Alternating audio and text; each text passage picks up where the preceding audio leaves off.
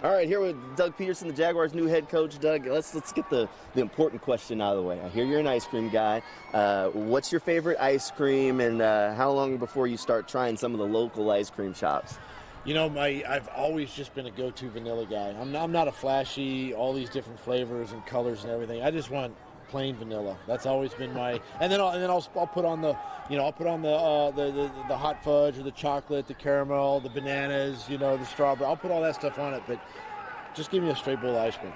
All right, no nonsense kind of guy. We got some good local shops though. Cookies and Cream, one out near the beach. That's my recommendation for you. Pretty good stuff there. All right. Even Trevor's checked it out. So okay. I think it's got the cosign from your quarterback. And speaking of Trevor, when you were looking at different teams this offseason, how big was it to have a quarterback like Trevor that you could come here and work with, even if his rookie season didn't necessarily go the way everybody hoped?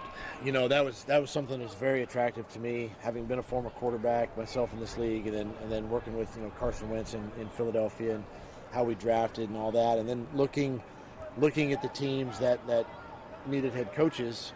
This was a great opportunity, and so I wanted, and I was excited when Trent Baalke called me for an interview, and again, at the time, not knowing where it was going to go, but one of the biggest things too is just communicating a plan and having a plan around Trevor and how we can get the most out of him, and and the people I've talked to and the coaches around the league all say that this kid, he's wired the right way, unbelievable talent, and so for me, that really said everything that I needed to know. I'm just looking forward to getting to work with him.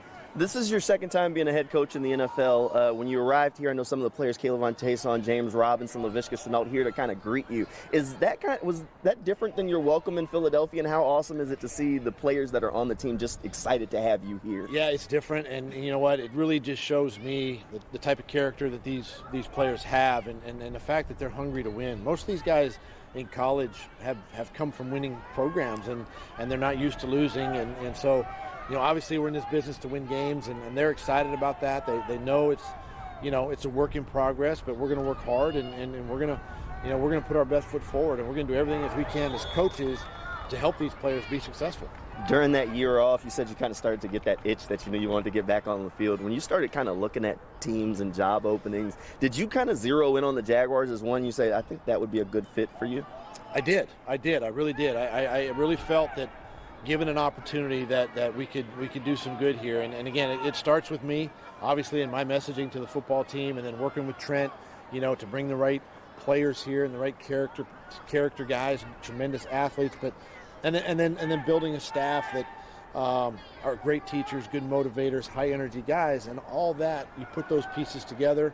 Obviously, we got to play well, and we got to take care of the football, and that goes without saying, but you can do some really good things. Look, nobody wants to hear that it's a long rebuild. I know you kind of said it's going to take some time, but how quickly do you think you'll be able to kind of start putting your imprints and seeing a difference out on the field? Well, listen, organization, coaches, players, I mean, we do want to win. We want to win now, but we got to be realistic too, and it's going to take a lot of hard work, and it's going to take, getting in there, rolling up our sleeves, and really putting really good plans together, and having a plan going into free agency, and obviously the draft, and schemes and all that, and it just all that's got to come together. Obviously we had success in Philly. We did it in our second year up there, and and this team is, to me, looking at it, it's kind of a ready to go football team.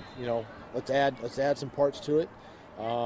Go to work and see what happens. You're an offensive guy, but the last time the Jaguars were really good in 2017, the defense was called Saxonville.